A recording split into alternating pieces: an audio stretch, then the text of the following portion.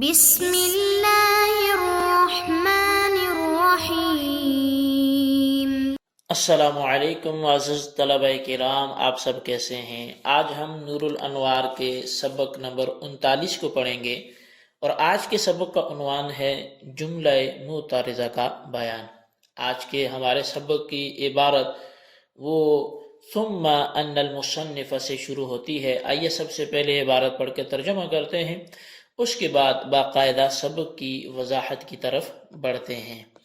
مصنف علیہ رحمہ لکھتے ہیں ثم ان المصنف ذکر ہا ہنا من تفریعات الخاص علی مذہبہ 7 تفریعات۔ پھر اس جگہ مصنف نے اپنے مذہب پر خاص کی تفریعات میں سے 7 تفریعات ذکر کی ہیں۔ 4 منہا ما تم الآن، ان میں سے 4 تو وہ ہیں جو ابھی تک پوری ہو چکی ہیں۔ وثلاث منہا ما سیجیء، اور ان میں سے 3 وہ ہیں جو ان قریب آئیں گی۔ وأورد بين هذه الأربعة والثلاثة باعتراضين للشافعي علينا مع جوابهما على سبيل الجمل المعترضة۔ بس مصنف علیہ رحمہ نے وارد کیا ان 4 اور 3 کے درمیان امام شافعی کے ہم پر 2 اعتراضات اور ان کے جوابات جملہ معترضہ کے طور پر۔ فقال، تو پس ماتن نے فرمایا ومحللیت الزوج الثانی بحدیث العسیلۃ لا بقوله حتى تنکح زوجا غیرہ،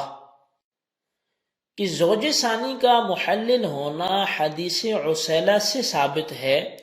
نہ کہ باری تعالیٰ کے قول حتی تنکح زوجا غیرہ سے ثابت ہے۔ وہو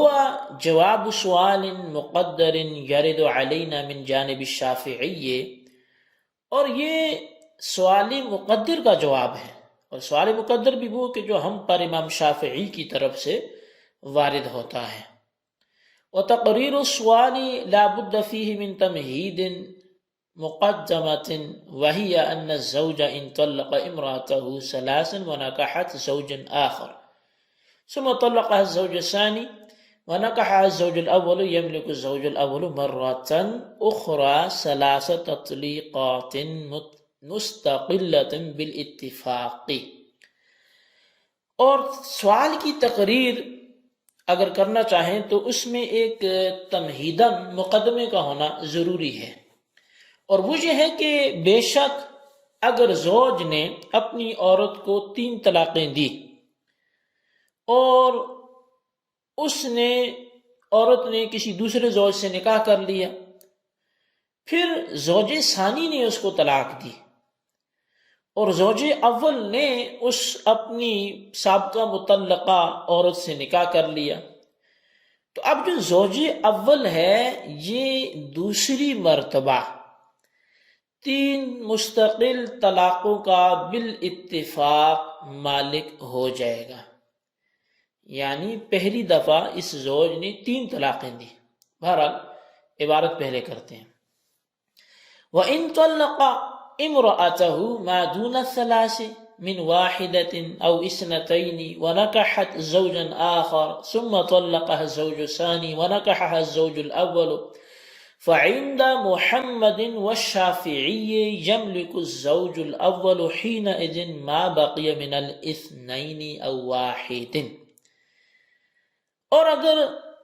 زوج نے اپنی بیوی کو 3 سے کم طلاقیں دی، 1 ہو یا 2 ہوں، اور اس عورت نے کسی دوسرے زوج سے بعد عدت نکاح کر لیا، پھر دوسرے زوج نے اس کو طلاق دی اور اول زوج نے اسی عورت سے نکاح کر لیا جس کو 1 یا 2 طلاقیں دی ہوئی تھی، بس امام شافعی اور امام محمد علیہ الرحمہ کے نزدیک زوج اول اس وقت ما بقیہ طلاقوں کا مالک ہوگا۔ ما بقیہ سے مراد وہ جو 2 یا 1 بچی تھی انہی کا مالک ہوگا، یعنی اس کا مطلب یہ ہے ان طلقها سابقا واحدا فیملک الآن ان یطلقها اثنین، اس کا مطلب یہ ہے کہ اگر اس نے پہلے ایک طلاق دی تھی تو اب وہ 2 طلاقیں دینے کا مالک ہوگا، اور وتصیر مغلظۃ، اور 2 طلاقیں دینے سے وہ عورت مغلظہ ہو جائے گی۔ وَإِن طَلَّقَهَا سَابِقًا اثْنَيْنِ يَمْلِكُ الْآنَ أَن يُطَلِّقَهَا وَاحِدًا لَا غَيْرَ، اور اگر اس نے پہلے 2 طلاقیں دی ہوئی تھی تو اب وہ اس عورت کو صرف 1 طلاق دینے کا مالک ہوگا، نہ کہ اس کے علاوہ۔ اب 1 طلاق دینے سے وہ مغلظہ ہو جائے گی۔ وعند ابی حنیفہ و ابی یوسف رحمہم اللہ، اور امام اعظم ابو حنیفہ اور امام ابو یوسف رحمہم اللہ یعنی شیخین کے نزدیک، یملک الزوج الاول ان یطلقها ثلاثا، زوج اول اس صورت میں بھی 3 طلاقیں دینے کا مالک ہوگا۔ وَيَكُونُ مَا مَضَى مِنَ الطَّلَقَةِ وَالطَّلَقَتَيْنِ هَدْرًا، اور وہ جو طلاقیں 1 ہو گئی تھی 2 ہو گئی تھی وہ ضائع چلی جائیں گی، لأن الزوج الثاني يكون محللا إياها للزوج الأول بحل جديد، اس لیے کہ جو زوج ثانی ہے وہ اس عورت کو پہلے زوج کے لیے نئی حلت کے ساتھ حلال کرنے والا ہے۔ وَيَنْهَدِمُ مَا مَضَى مِنَ الطَّلَقَةِ وَالطَّلَقَتَيْنِ وَالطَّلَقَاتِ، اور ختم ہو جائیں گی وہ طلاقیں جو 1 کی صورت میں گزری ہو یا 2 کی صورت میں گزری ہوں یا 3 کی صورت میں گزری ہوں۔ جی طلبہ کرام، یہ ہمارے آج کے سبق کی عبارت تھی اور اس کا ترجمہ تھا۔ کافی حد تک وضاحت اس میں ہی آپ کو امید سمجھ آ گئی ہوگی، کچھ نہ کچھ وضاحت ہم مزید کر لیتے ہیں۔ شارح نور الانوار ملا جیون علیہ الرحمہ نے فرمایا کہ ماتن نے خاص کے حکم پر 7 تفریعی مسائل کو ذکر کیا ہے، ان میں سے 4 تفریعی مسائل تو پوری شرح اور پوری تفصیل کے ساتھ وہ گزر گئے ہیں اور ہم نے پڑھ لیے ہیں، اور 3 کو ماتن عنقریب ذکر کریں گے، لیکن ان 4 تفریعی مسائل جو گزر گئے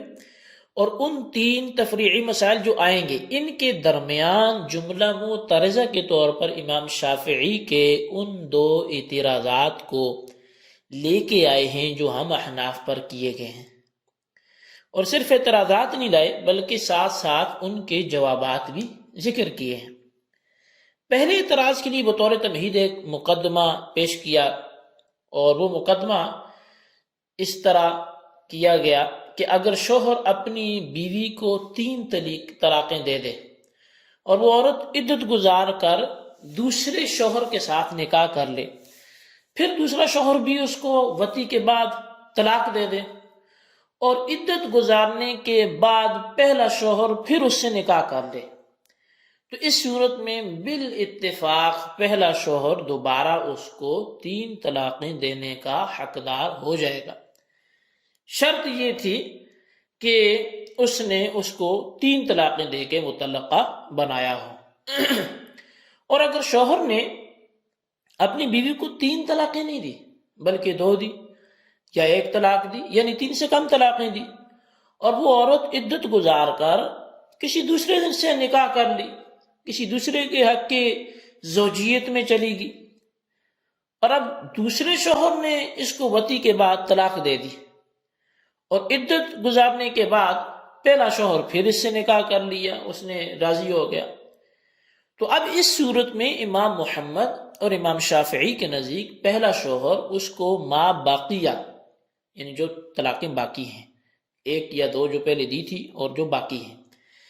2 یا 1 جو بھی طلاق باقی ہے وہ دینے کا حقدار ہوگا۔ یعنی اگر پہلے 1 طلاق دی تھی تو اب 2 طلاقوں کا مالک ہوگا، اور ان 2 طلاقوں کے بعد عورت مغلظہ ہو جائے گی، اور اگر پہلے 2 طلاقیں دے چکا تھا تو اب وہ صرف 1 طلاق دینے کا حقدار ہوگا، اور شیخین کے نزدیک پہلا شوہر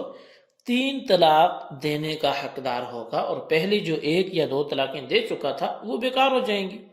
ان کا کوئی بھی اعتبار نہیں ہوگا۔ اس کی وجہ یہ ہے کہ دوسرا شوہر اس عورت کو پہلے شوہر کے لیے نئی حلالت کے ساتھ حلال کرنے والا ہے، اور اس سے پہلے کی تمام طلاقیں کالعدم اور ختم ہو جائیں گی۔ تو جی طلبہ کرام، یہ بات ہوئی مکمل۔ تو اب بیچ میں جملہ معترضہ کی بات آئی ہے، تو جملہ معترضہ جو ہوتا ہے وہ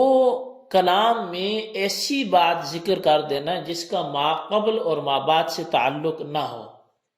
ایکسٹرا بات، بیچ میں موضوع کچھ اور چل رہا ہو، بیچ میں آ کے کچھ اور بات کر دینا، جیسے تفریحات چل رہی تھی اور بیچ میں آ کے یہ اعتراضات و جوابات کا سلسلہ شروع کیا گیا، تو اس کو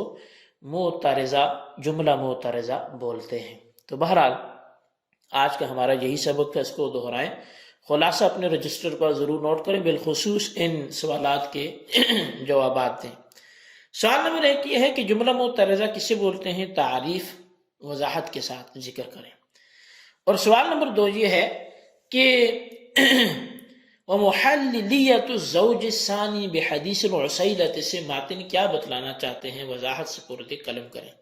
اللہ تبارک و تعالیٰ سے دعا ہے جو کچھ ہم نے سنا پڑھا اسے یاد رکھنے کی توفیق نصیب فرمائے، آمین بجاہ النبی الامین صلی اللہ علیہ وسلم۔